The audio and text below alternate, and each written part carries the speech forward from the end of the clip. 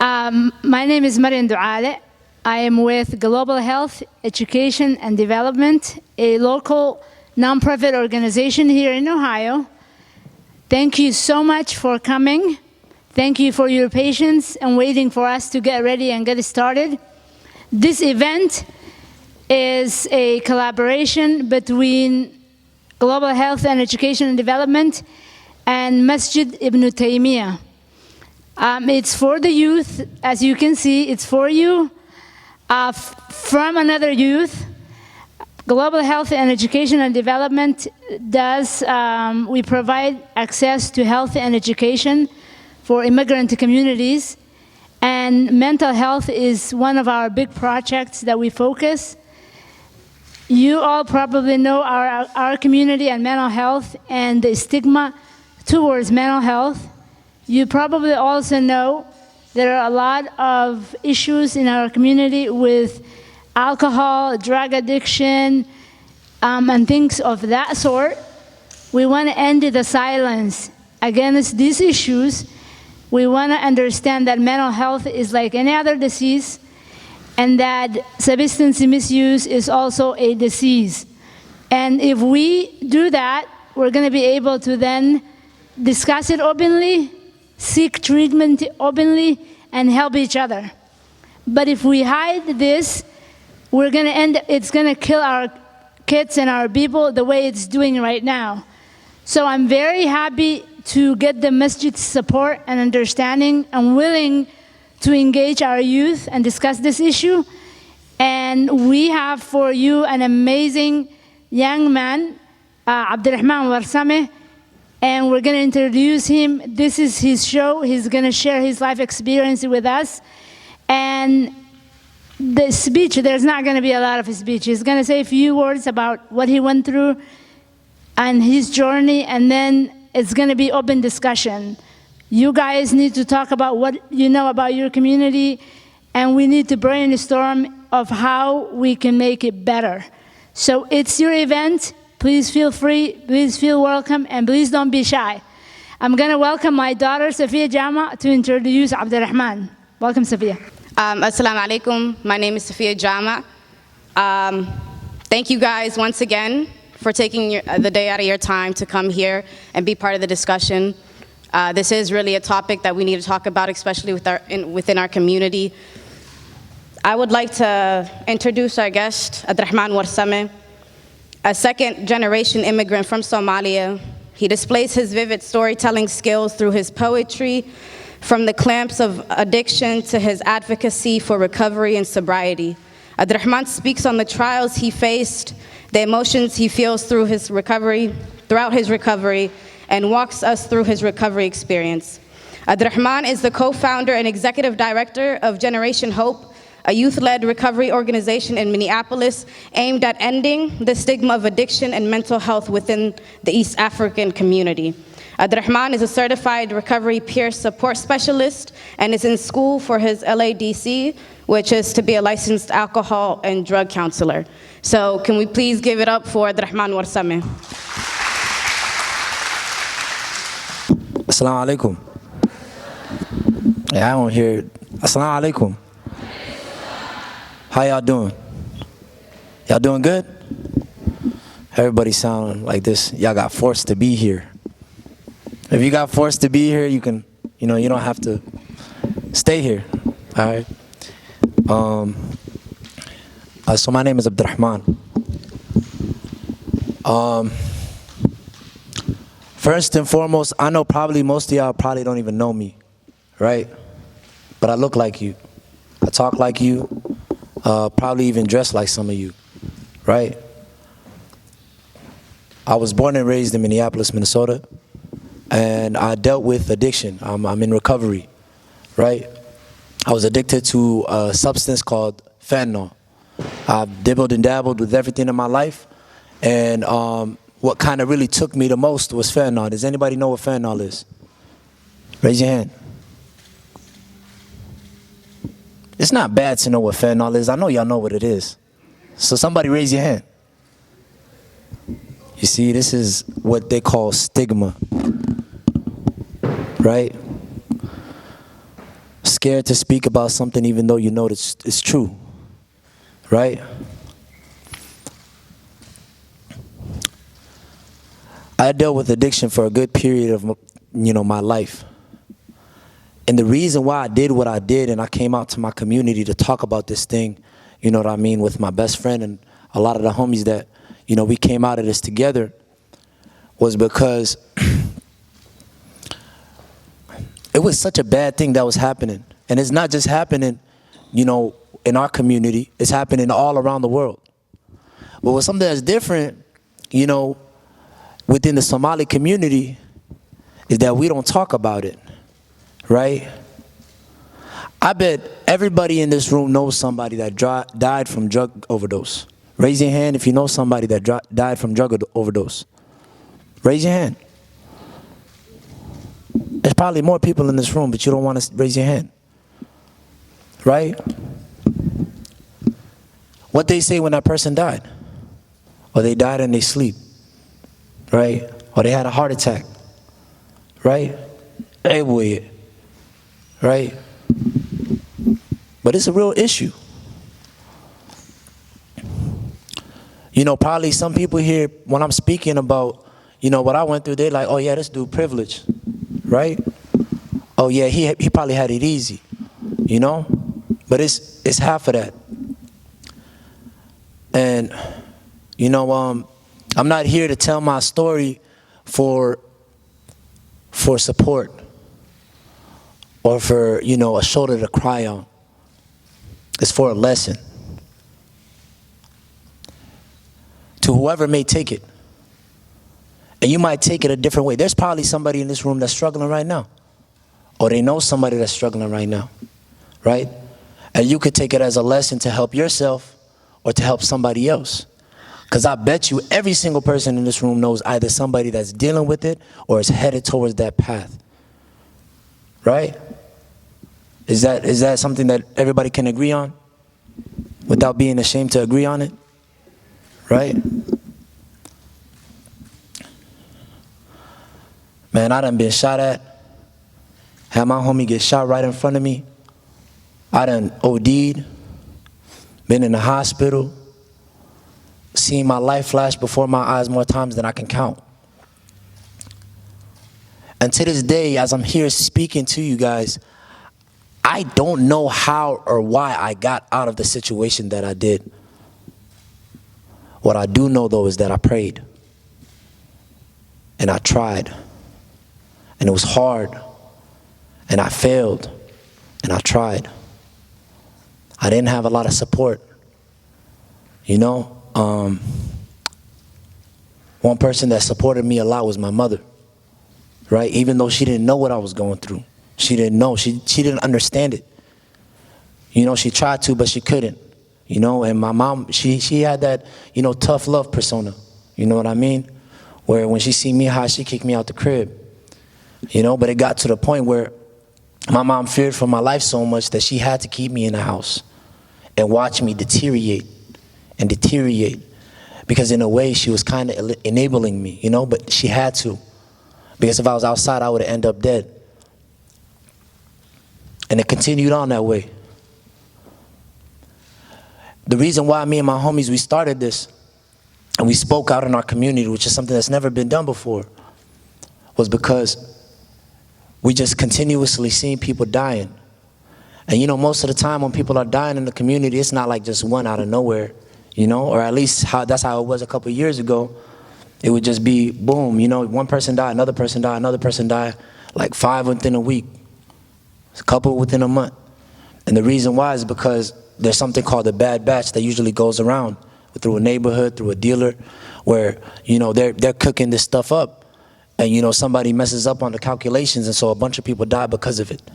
And it's not just within the Somali community or any community, it's all around, whoever's buying from that dealer.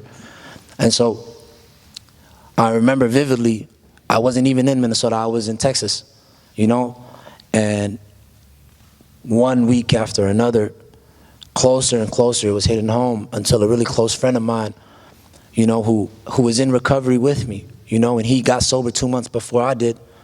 And he was really there for me when I first kind of started on that journey, You know, he ended up dying. He ended up coming back. He was gone from Minnesota, and he ended up coming back.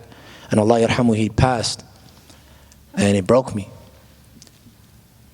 And it just continued getting worse. I had friends, family members that were going through the same thing. And no matter where I looked, nobody was speaking about it. And I go around, I've traveled a lot. I've been to a lot of different states. I've been to a lot of different communities. And this is something that's similar or like all around. I mean, a young brother was just telling me just a little bit ago that there was like a 15-year-old brother that just died to gun violence, right? And that's something that happens a lot probably around here, right? But nobody really talk about it. Is it because people don't care? Probably not. Maybe it's because people are uneducated? Probably. Or maybe people just don't know how to go about it. But how do people come through and create solutions if you don't talk about it? Can you? If I'm thinking the same thing and somebody in this crowd is thinking the same thing, how am I supposed to know that he's thinking the same thing unless I tell him I'm thinking that or he tell me? There's no way, right? That's why it's important to talk about these things. Because if you don't talk about it, how can we come to a solution? Just like my mother was crying, worried, sick, didn't know where I would be for days. She would be checking the morgue. She would be checking the hospital. She would be checking the county roster, right? To see if I'm either locked up or in jail or I'm in the hospital or I'm dead. Every single night I'm gone, there's probably hundreds of mothers in your community dealing with the same thing. And man, you know, the messed up thing is we are complacent. Because what are we doing? Right? What are we doing? Man, I understand probably everybody, a lot of people here are probably young, you know what I mean? And this is all food for thought. I'm not trying to guilt trip nobody. This is just a perspective, right? And this is the reason why conversations are important, because we're not all the same. I might speak about something and have a completely different perspective that might change your mind, or vice versa. Somebody might say something that would change my whole mind and how I look on things, right? And so that's why it's important.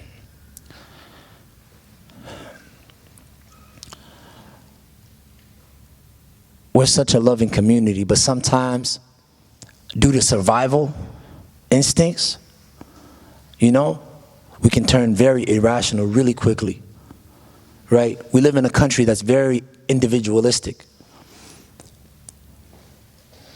Growing up, you see any country outside of Western countries, very communal. It takes a village, right? So when we come to America, it's every man for themselves. But is that right? Whether it's as a Muslim, as a neighbor, or just a human, right? How many of y'all probably go down the street and y'all see another brother or sister struggling, right? Addicted, going through it. Probably post it up. Call him a junkie. Oh yeah, he's just a crackhead, right? Or whatever name you may call him. How many of y'all are in the masjid, grew up in the masjid, and you say, oh yeah, that brother fall off, we can't be around him no more. That sister fell off, we can't be around him no more, right? We say, al-marru ma'adini khalili, you're the religion of your friend. We can't be around this brother no more, we can't be around the sister no more because they're off the path. They're not practicing no more. They're down this street, or they're doing this now, so we can't be around them. Right? So, why I'm telling you all of this is because as Muslims, it's our duty. Hello? It's our duty. Can y'all hear me? Okay. It's our duty to help one another. Right? You're going to be asked, you know what I mean, on the day of Yawm al-Qiyamah, when you see somebody struggling, you're not doing nothing for them. There's a whole story about a person who was practicing a religious person, prayed every day, worshiped Allah day and night, who his whole community was disobeying God. They were going down this path. And Allah sent down the angels to destroy them. And they asked, well, there's this one person that's worshiping you. This one person that's, obeying you. How about him? And Allah said, destroy him amongst the people, because why? He didn't do nothing to help them. He didn't do nothing to show them the way. So you got to cut that superiority complex, because that's what's destroying you. And a lot of times, most of the people that are doing that are only doing that because they're insecure themselves. You probably have something you're insecure about. It's probably somebody that you was jealous about back in the day when you was a kid, and you're looking at them, and now you see them laid out, and you're like, yes, you know what I mean? Because that's something that people are like. So like, you got to really think, how can you help one another? Because people are dying, and it's happening everywhere. And this is not to make nobody feel guilty. This is not to make nobody, feel bad. This is just a reality. Because we burying people every single day in all of our respective communities. Every single day. Fentanyl is the leading cause of death for anybody from the ages of 18 to 45. Do you know how crazy that is? It's a new drug that's only been around youth for like the past 10 years. It's the leading cause of death. People are dying every day because of it. And so we have to have these conversations. And it doesn't have to come from me. Because even though y'all my community, y'all Somali, I love y'all. Y'all Muslim, I love y'all. I'm not from Columbus. There's probably people here that are like, damn, I don't even know this nigga. Why am I speaking to him? Why am I listening to him? Right? It has to come from you. It has to come from y'all community in order for y'all to help each other. Somebody has to take that initiative. Somebody has to stand up and be a leader. Right? And talk about that. Because if you don't, people are going to continue dying. And this is not to talk down on nobody. This is because it's a real thing. There's probably people here that know somebody that was struggling, and it kills them inside because they're dead and they can't come back. And that's just a fact. Because I know I felt like that. Right? So how many people do you know that are struggling right now? How many? 1, 2, countless, 100? There's so many. Probably people you grew up with. Probably people you cut off. Right? And again, this is not to guilt trip nobody. I'm just giving you facts. Because this is a reality in every respective community. All around. Somali or not, Muslim or not, you see this everywhere. Right? So I'm just giving you a perspective. Because my perspective, I grew up in the masjid. I finished the Quran. I grew up in the Duxi system. Graduated high school. Went through all of that, and I still fell into this, situation. Right? And I was shunned. Ain't nobody want to mess with me. You know what I mean? There's a famous neighborhood for Somali people where I grew up in. It's called Cedar Riverside. Every Somali person passes through it. You have to, because it's right in between. If you live in Minneapolis, it's an intersection for all 3 highways. That's why so many people know it, because you pass through it always if you live in Minneapolis. There's a strip right there where most people be posting up, and I used to be posted there every day. I went to Duxie across the street, went to the community center across the street. My mom used to work there at the community center. Everybody knew me, right? Not a lot of people helped me. But I don't put it on nobody, because a lot of people are just uneducated. People don't understand it.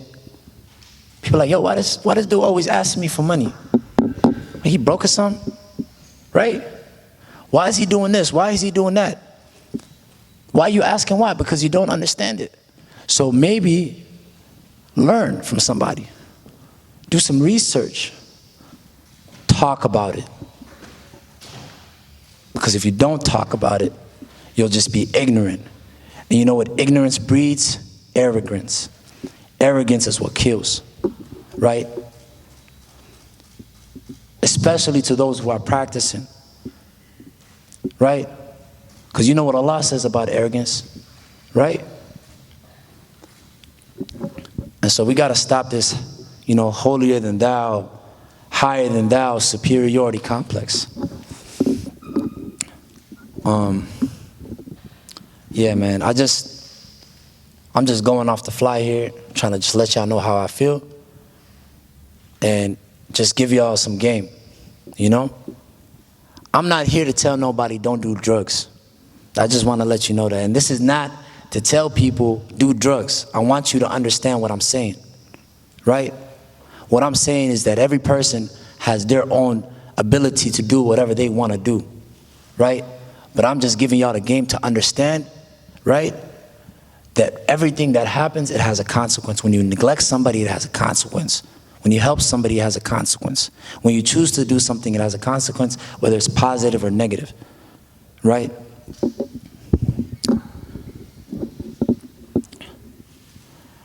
I went through something called withdrawals. Does anybody know what withdrawals is? So I did something negative, what happened with it? Consequence, right? So when you go through withdrawals, right, it's when you stop a substance that you're addicted to. It can happen to anything. It's not just substances like drugs, like, pharmaceutical drugs. It can happen even with, you can have caffeine withdrawal. Did anybody know that? You drink Starbucks every day. For the sisters, I know y'all be drinking Starbucks every day, right? When you stop, what happens? You get the headaches, the migraines, right? That's why everybody's drinking chai now, because they don't want to get the migraines. And so it's something that people go through, right? And it's something that I went through as well. You get sick. You can't eat. You can't sleep. You're throwing up. And a lot more. I just don't want to get too deep into it because maybe y'all just had some lunch. And it's very explicit. But it's very painful. And it can last anywhere from like a couple of days to even up to a month, depending on how addicted the person is to the substance, how deep they're into it. And so I'm gonna go a little, segue into another thing that I do, which is poetry, right? So I've been writing poetry since I was 13, and something that I've been doing a lot over the past few years is sharing my poetry that's recovery related. It's about my experience with my addiction and my recovery, right? And so it just gives you a little bit of insight into my life. So this first one that I wrote, it's about withdrawals. It's about a time in my life where I was going through withdrawals. A little backstory to it. I got sober June 16th, 2019, right, which isn't too long ago. I've been sober for about 3 years and 1 month now. And so like with my life, when I went over there, I didn't go through any regular treatment facility or anything like that because I didn't know what it was. I didn't know what treatment was. I didn't know that there was medications like Suboxone or Methadone available to people to help people with their withdrawals. I didn't know what Narcan was. I didn't know that, all of these things that are helpful to somebody that, is going through addiction. I didn't know about any of these resources. And so what I did was I called my mom and I told her, Hoyo, I need to leave. I was dealing with a lot of stuff, not just only drug related. You know what I mean? And it was a point in my life where I just seen death creeping at my corner. And a lot of my friends were dying around me, so I just needed to leave. And so my grandma stayed in Harlem, New York, and I stayed over there with her for about 2.5 months. And during that time period, I went through the withdrawal process. My grandma, right, she's my mom's sister, older sister. So, we just say yeah, but it's great aunt, right? She brought most of my family here. She came here in the 70s. I stayed with her. She didn't know anything. So my whole time, my mom is telling me, yo, alagad diremen, just stick in the room. But I'm sweating. I can't sleep at night. You know what I mean? I can't eat the food. My grandma's cooking me food. I can't eat it. And it was a rough situation because I was just in isolation for, weeks on end. And so this is a little bit about this, just that experience. Sleepless nights filled with fright, filled with ache and loss of might, filled with sweat and cold shivers, filled with pain and the rarely withers. Enough pain to demoralize a man, hard to count the time, yes, hard to withstand. The pain that one feels as he lets go of what he loves, hard to understand the withdrawals from drugs. Be that as it may, it's possible to listen so that one could try to understand what it's like to be imprisoned. Perspective is subjective so long our stories have been neglected. For so long every addict has yearned to just be respected, only to be rejected. Submissive to society's concepts, acceptive of its labeling context, every addict believes they're worthless due to society's superiority complex. Objects. They just see us as tokens of conquest. Tokens of opportunity, they just see us as prospects. I'm sick of it. Back to scheduled programming, sobriety in society, happy smiles to keep them smiling. Everyone loves a happy ending. But is it truly progress? When I get it, I'm so proud of you for changing, but disgraced if I tried but died in the process. Cold sweats. 90 degrees, but I'm shivering, this is a bold step. Reminiscing why I started, I'm flustered with regret. Secrets. Battling within myself, I'm steady on defense. It's me versus me, but I'm restlessly weakened. Am I weak then? If I'm losing but trying to repent? Seeking to change my ways, but it's harder to reset. Let me reset. Let's go back to our roots. No more running from these problems, it's time to face the truth. Wasn't the brightest kid, or at least that's what I was told. Maybe I was smarter, but I believed the dream that I was sold. Or maybe I was good for nothing, maybe I had it coming. Or maybe I was a kid acting out, I didn't see what I was becoming. Maybe I was cursed, a freak accident by birth. Accepting that I was an embarrassment made me feel like the worst. Faced tribulation since I was young, is it part of who I become? Maybe I started problems because it's the only thing I could get done. A troubled child since a pubescent, I remember fights as an adolescent. My past wasn't the most pleasant, but I didn't understand that until the present. Mama was really struggling, 6 kids, single mom hustling. I remember lights out every other month, sleeping in the living room, never wondering. Playing with the candle in it, I'm trying to find the meaning, my thoughts are often fleeting. Withdrawals aching, my body's shaking through this pain, I'm learning patience. Through my anger, I'm starting to break, and if I'm not mistaken, breaking points often birth recreation or destruction. I'm reluctant. My body isn't that toughened. The plugs calling my line saying he just re-upped it. It's luck. No, it's fate. I must make this mistake. I can handle myself just one more taste. And after that, I'll start this process after today. I'll change. I just need some time. And the process goes on, so I often get stuck in time. And when I don't, my heart and mind usually fight to take us my side.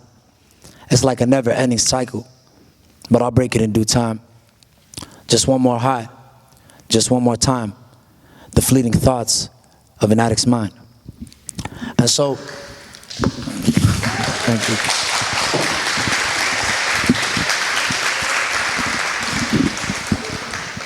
And so that poem, I wrote it speaking on the perspective of somebody going through withdrawal, because it's one of the most awakening moments for a person when they're going through that, because you're going through so much pain. Let me ask y'all a question. Whoever crashed their car? Anybody ever crash a car, crash their car? Tell me about the experience. Don't you just think about everything that just happened? Like, how did I get into this position? Because everything just happens so fast, right? And it could just be not just crashing your car. It can be any, experience where it causes some type of detrimental stress, right? You start going through, you just start thinking about life. How did you get into this position? Where did it come from? And you just feel with so much regret. And so the withdrawal period is a little like that, right? And you're just thinking about how you got into that position, which is a hard thing to grasp, because a lot of people think that addiction is a choice, and it may start out as one. You might start out as just trying to experience something, You may just start out as like out of peer pressure, but you don't really know the truth of the reasoning behind your actions. Everybody thinks they know themselves, and that's the scary thing about life. I'm 24 years old. Have I ever lived to be 24? Except for this month? Nah. Do I know how it is to be 24? No, I'm living it. I'm just winging it. Everybody's just winging it. You don't know how to be 27, 26, 25. You're just winging it. You don't know what you're doing, but you think you know what you're doing. And that's why we make mistakes. And the worst part about it is that when we make those mistakes, we think we're better than somebody else that makes a mistake. Because it's a different mistake than what we made. Right?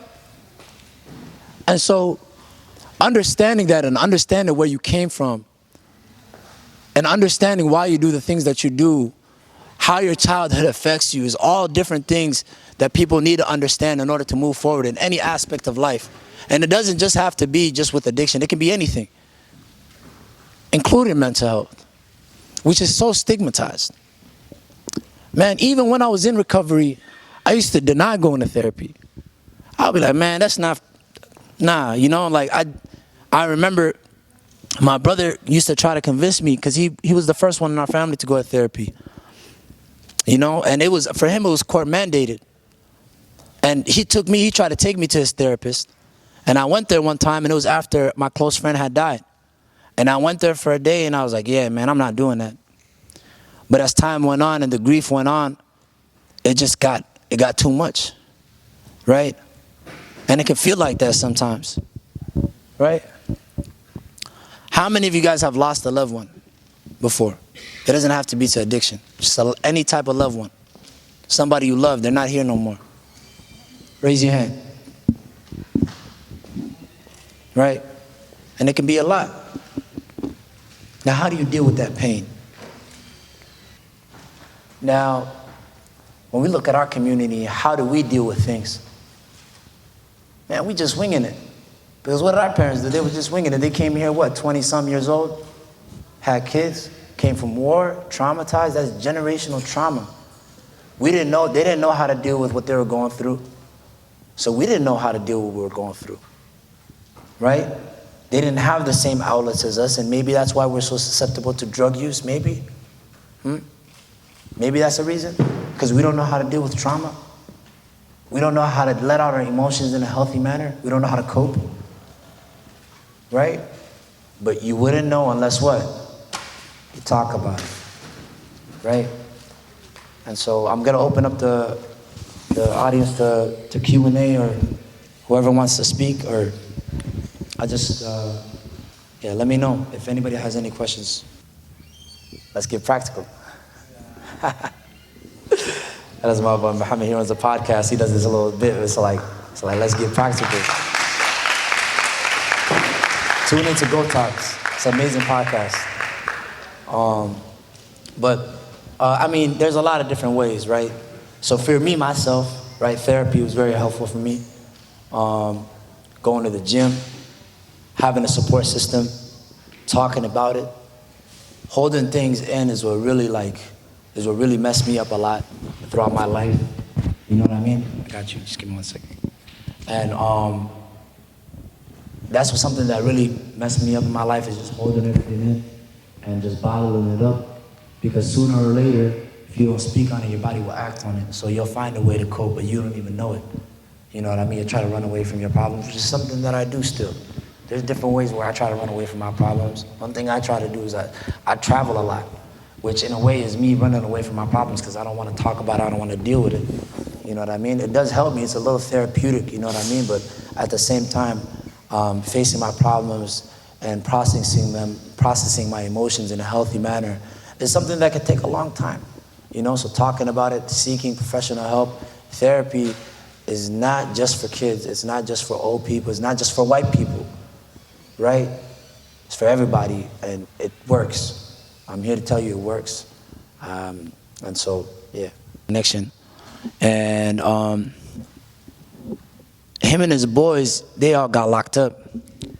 And I remember that had really affected me a lot, because they were like the only people I had around me for real that I could really connect to. And my homies didn't really understand all the stuff that I was going through as a kid, because I was going through a lot of stuff from around the age of, since I was a kid, you know what I mean, until like growing up in high school. and I didn't really have nobody to emotionally connect with. And my brother and his friends were really people that I really connected to and looked up to, and they were there for me. And when they was gone, I just tried to be around other different people. And I remember I was out too much. I was partying, kicking it. And it was my last year of high school. And I remember the week after I graduated, my mom kicked me out. You know, I was just doing stupid stuff. I walked to the door, my sister gave me the trash bag full of my clothes. It's like, you know what I'm saying? Jorge said, I can't let you in. So I said, all right, bet. And so I went trapping it for like a month. And during that time period, I remember it was like, for a good period of time, like I didn't let that affect me throughout the whole time. And it was bit by bit, because I remember like all my friends were smoking, you know? So in the beginning, it was just like, I would just be around it. Then they would be in hot boxes, and first I would leave the car. Then I would just sit in the car. I'd be like, nah, it's all good. Y'all can go ahead and smoke. You know what I mean? And then I remember one day I was just like, you know what, let me just try it. And it was just out of curiosity, honestly. But I remember in that moment, in the high, I liked it. And it wasn't, the dude that I smoked with wasn't somebody that I was close to. I had an ex-girlfriend, and her close friend, the dude she was dating, I was with him. You know, and we weren't really close. We were just close because the two people that we were dating were friends.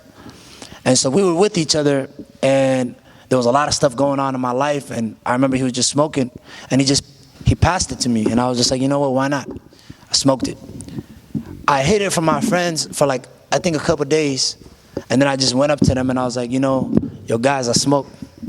And they got mad at me because, I mean, like my homies was already smoking, and they weren't the type to ever try to influence me. They'll try to keep it away from me. So when they found out that I was smoking, I mean, like I'm a grown man, they were just like, oh damn, why you ain't smoke with us? Why you smoke with that dude, you know? So I remember I smoked with them, and these are like really close homies. We all grew up together, and they looked at me, and I remember one of my homies, Khalid, a really close friend of mine. He was the one, he actually dropped me off at the airport earlier today. He told me, we was in the back of the car, he's in recovery too. He told me, he was like, Abdulrahman, because I was just tweaking out, you know, like a first experience, somebody high, you just tweaking, you know, you're just laughing, and it's a real experience. And he told me, he said, Abdulrahman, if you're smoking just to have fun, by all means, bro, senior year, chill out, do whatever you want to do. You know, and the reason why he's telling me this is because he knows what I'm going through. He knew like, I didn't really tell people around, like other people that I just met, like my senior year, people didn't really know what I was going through, but these close homies of mine, they knew. And I remember he told me, he was like, Abdulrahman, if you're smoking just to have fun, bro, have fun, but if you're smoking to run away from your problems, like, stop, you know? And I remember in that moment, I realized, like, damn, I'm not really thinking about what I'm going through, I'm just kicking it, you know? And after that, every day after that, I just started smoking, just to like, you know, not think about what I was going through. And it just, time went on, and I remember it was like, that was like 2016, June, and went on, and like a couple months later, I started doing Xanax. And then my homie got shot in October 2016, when he got out of the hospital, and so he was with us, and when he got shot and he got out of the hospital, he was at his crib, and we were staying at his crib, and so he ended up getting Percocets. And so I started doing the Percocet with him, you know? And then soon, like a year later, it turned into fentanyl. And my first time trying fentanyl, I OD'd, but the high was completely stronger. It was like way more stronger than what I was doing, which was Percocet. And so I just started doing that on and off, and it just became more of that. It's what I kind of rolled with, and until about 2019 when I stopped. Yeah.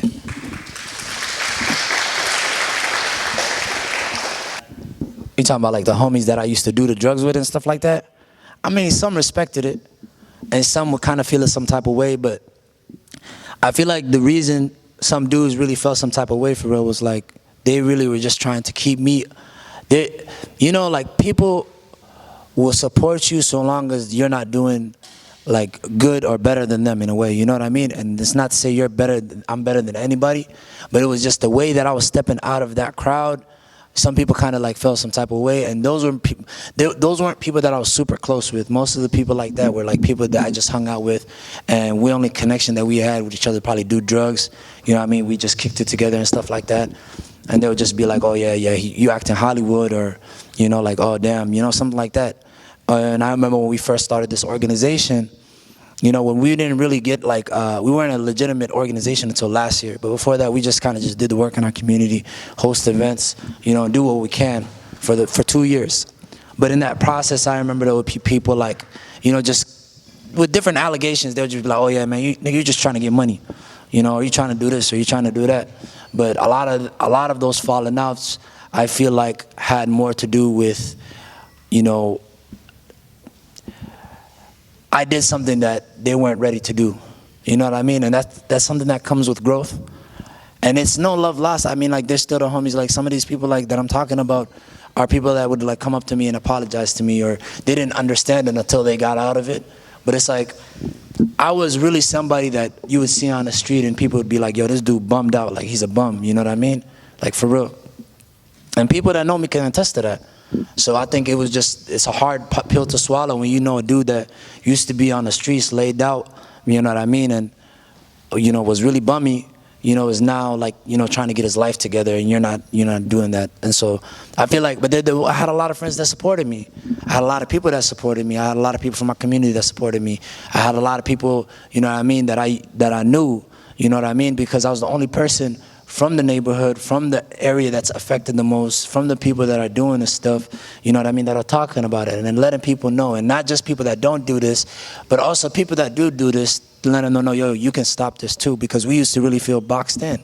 Like, damn, yo, I'm trying to stop. When I got sober in June 16, 2019, I started that journey actually a whole year before that, you know? And I started it in 2018, trying to get off, like, at first it was just the streets because I got shot at a lot.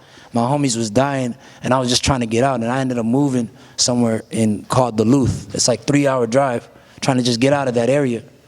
And I would be like, man, I'm just gonna kick it. I'm gonna just, you know what I'm saying, do whatever I can, smoke my weed, work, and that's gonna keep me away from that life. But it didn't work out for me, you know what I mean? And so when I came back to Minneapolis, I was trying to get sober. Like, I was like, you know what, the drugs are not for me. This is what I got to take care of. And I continued on with that and trying hard to stop. And it took me about 6 months. 6 months of trying, 6 months of dua, 6 months of praying, 6 months of continuous, you know, trial and error in order for me to get it right.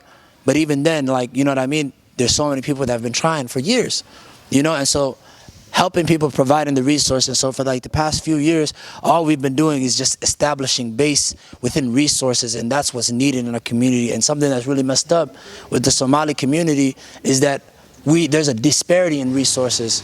People don't know about this, but the reason why people don't know that we're affected this bad is because people don't talk about it. You know what I mean? People don't go to the government and be like, yo, we need funding to help people in this community. There's no culturally inclusive treatment centers or rehabilitational centers in our community, and that's something that we need. You get what I'm saying? Because no Somali person can go to a white guy and you know, listen to him. They need people that are Somali that are going to help them, people that are black that are going to help them, people that are from the community that are going to help them, that understand them. You get what I'm saying? And that's why in the beginning I told y'all, yo, listen, I'm just here to spit facts. You don't got to listen to me, because at the end of the day, I'm not from this community. You know what I mean? At the end of the day, I'm Somali. We can have that connection, but that initiative has to come from people from this community, because y'all all know each other. You get what I mean? And so, I mean, to answer your question and to add more, yeah, I feel like it just, some people, yeah, some people support, some people didn't, but it just comes with the territory. You feel me?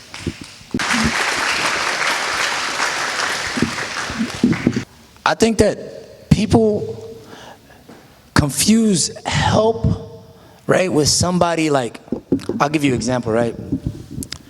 So you have a homie that's doing drugs, you're trying to get him off of the drugs, right? But what you don't understand is the substance use is only the scratch of the surface. You get what I mean? That's a problem in his life. But why is he doing it, right? Where is it coming from? What's going on with him, right? A lot of times we try to take care of the issue. If I got a garden right here, right, and I see a weed in the ground, right, and I just cut it from, like, cut the weed out, and I don't pull it from the root, what's gonna happen? Another weed's gonna come out, right? So when you're looking at a problem, you have to deal with it from the root, asalka, right, the foundation. So when you're looking at somebody that's dealing with substance use isn't the biggest problem in their life. There's probably other problems that they're dealing with. They probably just need support. You know what I mean? You probably was distant with, I'm not saying that this is the case, just hypothetical, right? But this is something that happens a lot of times, right? Because I get calls or people ask me these questions, right? And you want to help a loved one, but how close are you with them right now? How often do you guys talk? How much time do you guys spend together? How much does that person trust you, right? Which are all things that are variables into if you're even viable to help them. Because how can you help them if they don't trust you? How can you help somebody who ain't talked to them in 5 years, right? Man, I remember my uncle called me, right? This is like a year ago. I got a little cousin, you know what I mean, who's going through something similar. My uncle called me, he said, yo, Abdulrahman, I want you to help your cousin. Man, I ain't seen this nigga in 10 years. How can I help him? Right? We haven't spoke. He moved to a completely different state. And my uncle just see me say, yo, I want you to help this kid. And I'm like, yo, okay, there has to be some, I can't just go up to somebody and tell him, yo, you need to stop doing drugs. Right? Does that make any sense? You understand what I'm saying? There has to be that connection, and you have to understand that those problems, there's probably something that's underlying. And people, they only see things at the top, surface issue, but there's something under that needs to be solved. You get what I'm saying? Which is a big problem, because we're just, and the thing is, it's just people, we're just very logical, you know what I mean, straightforward. So we look at this, like, this is the problem, and this is, you know what I mean? But people don't understand, most of the time there's underlying issues that they probably just need some support. They probably just need somebody to listen to them. They just probably need a friend. You know what I mean? And it's not something that happens right away. Man, I got a family member that's been struggling for 2.5 years. Sober, went back to it. Sober, went back to it. My family's starting to give up on him. Worried. But why though? Why are they so worried? Why are they giving up? You know what I mean? Because they're like, damn, this nigga don't want to help himself. But that's not true. He's trying. He probably trying, he just don't know how to, and it's hard for him not to, you know what I mean? So every person got that rajah in them, they got that hope in them. You just got to be patient with them and understand that everybody has, like, that's their decision to make, and you can't force somebody to do something. But what you can do is just be there for them whenever they need that. You know what I mean?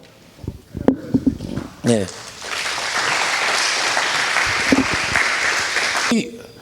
We try, like, it's kind of different because I'm young too. I'm 24. And so, like, there's some parents where they're like, yo, wiilkan dhalinyaro muxuu ii sheegi karaa, you know what I mean? So I can have this kid, like, he could be my son. How can I listen to him? But a lot of times with parents that have, like, kids or, a loved one that's going through this, they're more susceptible to listening to us, you know what I mean? Or we try to refer them to professionals that are a little bit older, that can talk to them. Another thing is, Somaliga xoogaydiisu jajabin yahay, waa ku hadli karaa, waa fahmi karaa. Like, that also causes, a little bit of a disconnect. But it works, you know what I mean? And we actually just made a project released earlier this month called Wacyigaliye, which is a story about my mom. It's my mom's perspective on how my addiction affected her and how she went about it, you know what I mean? And that's been really helpful to parents. But I think that every parent's situation is different, and a lot of parents, they have that same logical thinking, like, I remember I got a call from, it wasn't even a call, it was an email from this parent, and may Allah help their, their kid. But they sent me an email and they said, they said, Assalamu alaikum. They sent me an address, and they said, Assalamu alaikum, we want you to go to our son and make him change his life. I'm like, yo, what? And make him become a better Muslim. I can't make the man do nothing, So, like, I think they just don't understand how it works. But that's all based on miseducation, the lack of education surrounding this stuff. There's so many parents that they don't even know their kid is addicted to a substance as deadly as fentanyl, and they wake up in the morning trying to wake them up, and they're dead. True story. This is true story. This is what happens in a lot of Somali households and a lot of Muslim households all around the world. They don't even know, right? A lot of times it could be because, there's not that conversation, or they don't feel comfortable to talk to their parents about these things. It could be a lot of things. Maybe the parent knows. They just don't know how to go about it. But all of this, the root of it is just, there's no education. Right? People don't know. And you could be like, super like pessimistic and say like, there's Google, there's the news. But no, right? Because even there's parents that won't listen to me. Well, we have to go to masajid and tell them, hey, we need you to host this so parents can understand it from you guys, because they listen to y'all. They won't listen to me.